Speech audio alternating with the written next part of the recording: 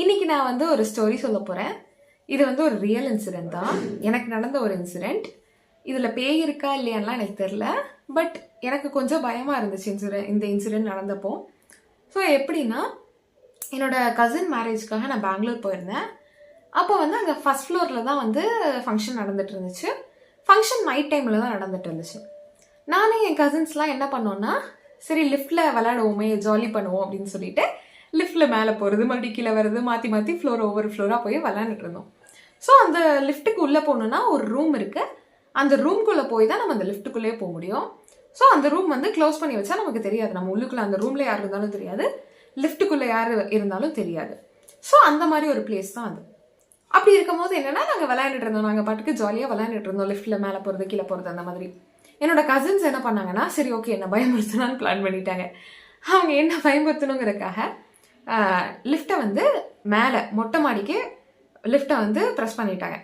So அப்போ என்னாச்சுன்னா, போய் நான் சென்ட்ரல் நின்றுட்டுருக்கேன். டோர் ஓப்பன் ஆகுது. செம்ம இருட்டு, ஃபுல் இருட்டு, சுத்தமாக ஒரு லைட் கூட இல்லை. அதுலேயும் வந்து அங்கே தூணாக இருந்ததுனால யாரும் நிற்கிற மாதிரியே இருந்துச்சு. நான் டக்குன்னு பார்த்தோன்னே செம்மையாக கத்த ஆரம்பிச்சிட்டேன். அப்புறம் பயத்துலேயே அவங்களும் நான் கத்துற பயத்துலேயே சரி வேண்டாம் அப்படின்னு சொல்லி கீழே வந்தாங்க. அடுத்து கீழே இருக்க ஃப்ளோர் வந்தால் வந்து அது எப்படின்னா, அந்த ரூமே வந்து உள்ளே க்ளோஸ் ஆகிருக்கு. ஸோ நாங்கள் அந்த லிஃப்ட்டே அங்கே நின்னா கூட யாருக்குமே தெரியாது. நாங்கள் உள்ளே மாட்டினாலும் யாருக்கும் தெரியாது. ஸோ அந்த மாதிரி ஒரு பிளேஸில் வந்து நின்றுட்டோம் நாங்கள். அப்போ கரெக்டாக டோர் ஓப்பன் ஆகுது. அங்கேயும் ஃபுல் இருட்டு தான், அங்கேயும் ஒரு லைட் கூட இல்லை. ஸோ வந்து என்ன பண்ணாங்கன்னா, எங்கள் அக்கா, என்னோட கசின் வந்து என்ன சொன்னாங்கன்னா, இப்போ மட்டும் கரண்ட்டு போய் லிஃப்ட் நின்னா செம்மையாக இருக்கும்ல அப்படின்னாங்க. கரெக்டாக பவர் கட் ஆகுது, லிஃப்ட் அங்கேயே நின்றுச்சு. நாங்கள் செம்மையாக பயந்து நான்லாம் செம்மையாக கத்த ஆரம்பிச்சிட்டேன். அப்புறம் எங்களுக்கு என்ன பண்ணுறதுனே தெரில. நான் செம்மையாக பயந்து கத்திட்டு இருக்கேன். அப்புறம் பவர் வந்துருச்சு. உடனே லிஃப்ட் வந்து மூவ் ஆயிடுச்சு. கீழே வந்தோடனே நான் வந்து கேட்குறேன், எல்லாத்துக்கிட்டையும் நாங்கள் கேட்குறோம், என்ன லிஃப்ட் வந்து நின்றுச்சு, பவர் கட் ஆச்சா நடுவில் அப்படின்னு கேட்டால் வந்து யாருமே பவர் கட்லாம் ஆகலை, எதுவுமே ஆகலை, நார்மலாக தான் இருக்குது, பவர் கட் ஆகவே இல்லை அப்படின்றாங்க. இதை கேட்டோடனே இன்னும் ஷாக்கு.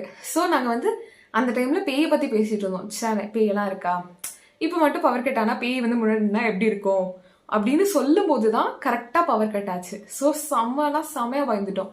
நான்லாம் செம்மையாக பயந்து கத்துன்னு கத்துறேன். ஸோ வந்து அதுக்கப்புறம் என்ன ஆகுதுன்னா, நாங்கள் ஃபங்க்ஷன்லாம் முடிச்சுட்டு வீட்டுக்கு வந்துட்டோம். நான் எங்கள் ஊருக்கே வந்துட்டேன். இங்கே உடுமல்பேட்டை வந்தாச்சு. ஸோ அப்போ வந்து என்ன ஆகுதுன்னா, நான் சும்மா ரேண்டமாக ஒரு வீடியோ ஸ்க்ரால் பண்ணி பார்த்துட்டு இருந்தேன். அப்போ வந்து அந்த வீடியோவில் என்ன வருதுன்னா, பெங்களூரில் பேய் அப்படின்னு ஒரு டைட்டில் போட்டு வருது. ஸோ அதை பார்த்தோன்னே எனக்கு அப்படியே செம்மையாக அப்படியே பயந்துட்டேன். அப்புறம் தான் வந்து அந்த வீடியோ ஃபுல்லாக பார்த்தா